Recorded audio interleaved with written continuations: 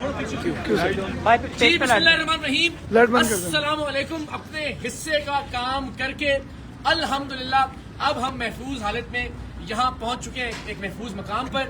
لیکن ہم سب نے، میری ٹیم کے تمام ارکان نے، اللہ کو سلامت رکھے، ہمارے کیمرہ مین، ہمارے آڈیو انجینئر، ہمارے پروڈیوسرز، ہمارے رپورٹرز، بابر ملک صاحب ہمارے پنڈی کے رپورٹرز ہمارے ساتھ موجود ہیں، تھینک یو سو مچ۔ عقیل ماشاءاللہ انہوں نے بڑی جواں مردی کا مظاہرہ کیا، بھرپور تشدد ہوا، مارا پیٹا گیا، کھینچا تانی کی گئی، لیکن ہم نے حق خطیب صاحب کو الحمدللہ بے نقاب کر دیا۔ جو مقصد تھا بتانا کہ یہ صاحب ختم نبوت کے مقصد کے پیچھے چھپتے ہیں، آپ نے آج دیکھا کہ انہوں نے وہاں نعرے لگوائے، اشتعال دلایا لوگوں کو کہ وہ ہماری جان کے درپے ہو جائیں۔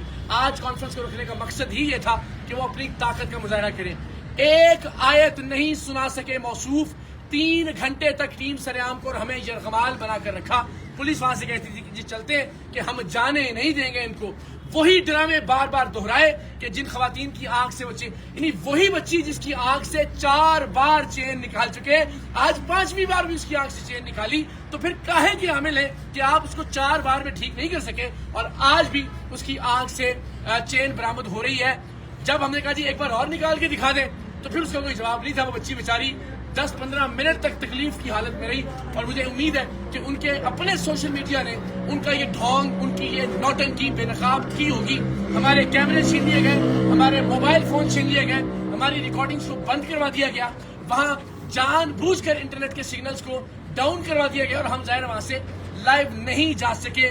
لیکن ہم نے اپنے حصے کا کام کر دیا، قوم کو بتا دیا ہے کہ ختم نبوت کی آڑ میں یہ نوٹنکی، یہ ڈھونگ جاری ہے، اور بدقسمتی سے سادہ لوگ نشانہ بن رہے ہیں۔ الحمدللہ اب ہم تمام لوگ یہاں آ گئے۔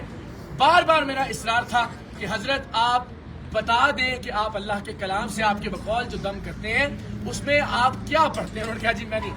3 سے 4 گھنٹے تک ہم یہ اقبال رہے، میں بار بار یہ کہتا رہا ایک آیت سنا دیجئے، ایک سورت سنا دیجئے۔ آپ ختم نبوت کی بات کر رہے ہیں، ختم نبوت کا نام لے کر لوگوں کو اشتعال دلا رہے ہیں، ختم نبوت کی آڑ میں چھپنے کی کوشش کر رہے ہیں، لیکن ختم نبوت سے متعلق ایک آیت تلاوت فرما دیں، ایک حدیث۔ اتنے لوگ دیکھ رہے ہیں تو لوگوں تک پیغام پہنچ جائے گا ختم نبوت کا، لیکن وہ ایسا کرنے میں ناکام رہے۔ ہمارا وہ شخص جو ان کے ٹرک بے نقاب کرنے کے لیے وہاں موجود تھا، اسے دھمکایا گیا، اسے دھکے دیے گئے، اسے مارا پیٹا گیا۔ عقیل ہمارے ساتھ موجود ہے اور پورا مجمع چلا رہا تھا عقیل کو سامنے لے کر آئیں، عقیل کو سامنے لے کر آئیں گے۔ پاکستان کی قوم نے دیکھا کہ ہم نے اپنا وعدہ نبھایا۔ میں نے وعدہ کیا تھا کہ میں سید اقرار الحسن انشاءاللہ العزیز حق خطیب صاحب کے آستانے پر جا کر ان کے سامنے کھڑا ہو کر ان کو بے نقاب کروں گا، لیکن جو ٹرک تھے ان کے، اتنا شور، اتنا ہنگامہ، اتنی نعرے بازی اور اتنے پرتشدد اور اشتعال والے لوگ انہوں نے وہاں مشترک کیے کہ ظاہر ہے اس تک نوبت ہی نہیں آنے دی۔ لیکن ایک بھی کلام اللہ کے حوالے سے کوئی چیز نہیں سنا سکے، نہیں بتا سکے کہ وہ کیا وظائف پڑھتے ہیں، نہیں بتا سکے کہ انہوں نے یہ علم کہاں سے حاصل کیا ہے، نہیں بتا سکے کہ وہ قرآن کی کوئی صورت پڑھ سکتے ہیں دیکھ کر بھی یا نہیں۔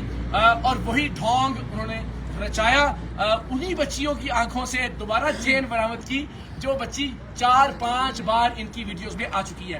تو بار بار اشتعال دلایا۔ انہوں نے اپنی قوم کا نام لے کر کہا کہ وہ تہاڈی غیرت تے سوال آ گیا، یعنی وہ جو وہاں موجود لوگ تھے ان کو قوم کے نام پر، وہ جو ان کی ایک قوم ہے، میں اس کا نام بھی نہیں لیتا، اس کو تضحیک کا نشانہ بنانے کا الزام ہم پہ لگایا اور کہا کہ جناب آپ پر یہ حملہ ہوا ہے۔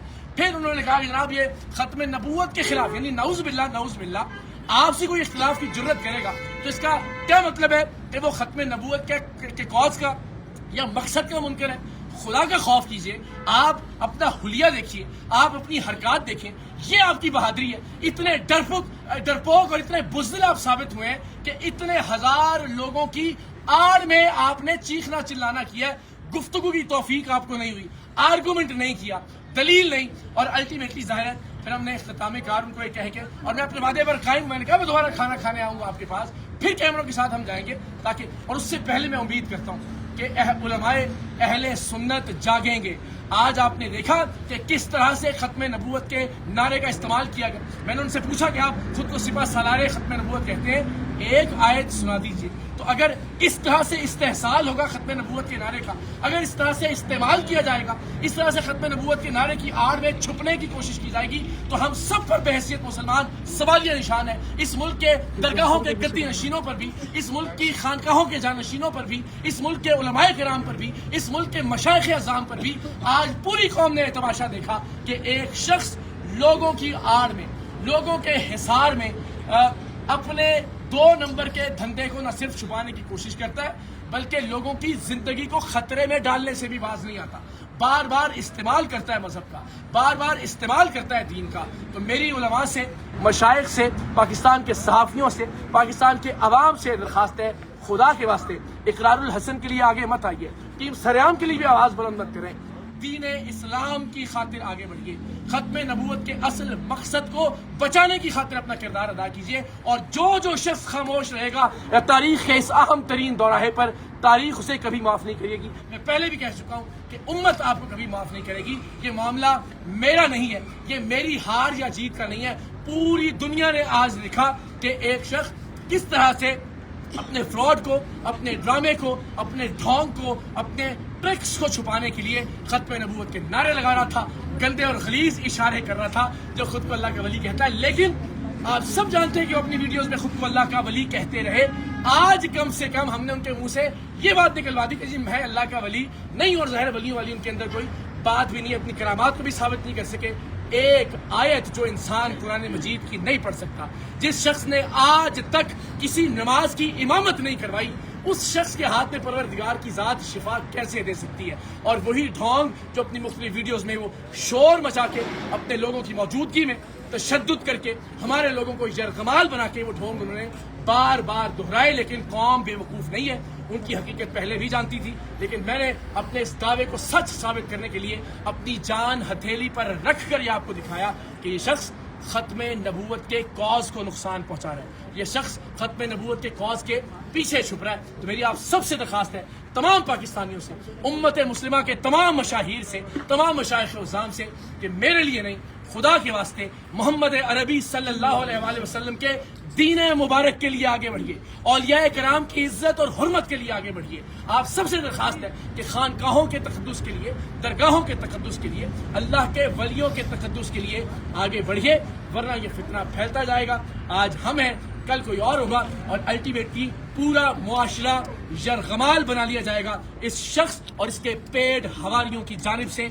اداروں سے، ارباب اختیار سے، ارباب اقتدار سے میری درخواست ہے کہ خدا کے واسطے اس ملک کے لیے، ملت اسلامیہ کے لیے جاگیے، اپنا اپنا کردار ادا کیجیے. اور آخر میں سلام پیش کرتا ہوں اس پورے ریجن کی، اس ایریا کی پولیس کے جوانوں کو. آج یقین جانیے اگر یہ لوگ نہ ہوتے اور واقعتاً سیسا پلائی ہوئی دیوار بن کر یہ ان مذہبی خنڈوں کے سامنے کھڑے نہ ہوتے تو یقیناً ہم میں سے بہت سارے لوگ آج موجود نہ ہوتے. جس طرح سے وہ غیر ذمہ دار آدمی جو خود کو قلندر دوراں کہلواتا ہے، وہ اشتعال دلا رہا تھا لوگوں کو مذہب کے نام پر، ختم نبوت کے نام پر. قوم فیصلہ کرے گی کہ ختم نبوت کو بچانے کی کوشش کس نے کی اور ختم نبوت کو نقصان پہنچانے والا کون ہے. لیکن علماء کو اپنا کردار ادا کرنا ہوگا. ونس اگین جتنے ارباب اختیار ہیں، بالخصوص راولپنڈی ریجن کی جو پولیس ہے، جو ڈی پی او صاحب ہیں، ریجنل پولیس آفیسر ہیں، متعلقہ ایس پی ہیں، ان سب نے بہت مثبت کردار ادا کیا.